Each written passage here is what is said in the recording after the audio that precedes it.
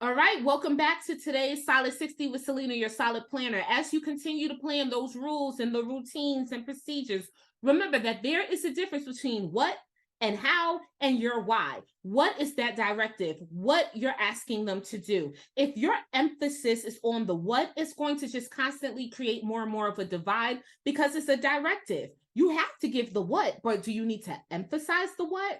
Your how is more procedural, right? It does allow them to understand how to fulfill and complete the what, but it's still like some students might never do it perfectly. Does that mean that they're failing at what you're asking them to do, or are they just struggling with the manner? And so are you going to emphasize and focus on your heading should be on the left and not the right? Or is that what you're going to emphasize? The last one is the why, right? The thinking behind it or the rationale. Y'all, this is where I like to start and this is where I like to finish. It's the why, it's the purpose behind it. And though that's where I frame my conversations with students. So let's go back to the heading. The what is get the heading on your paper. That's the directives.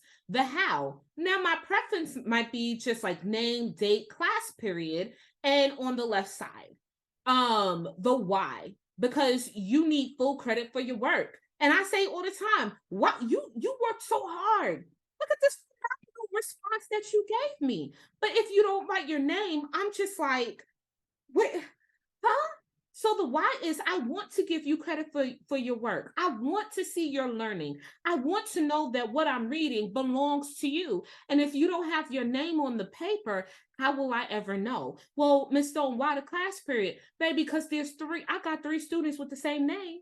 So I want to make sure I'm giving you all. Let me tell you, because not all of them are my A students. You got to stroke that ego a little bit. Not all of them are as genius as you. I love the way you think, baby. So I want to make sure when I'm reading this one that is James from period one and not James from another period, right? And so that's what I choose to emphasize when I'm communicating rules and routines. That's it for today's Solid 60. See you next time.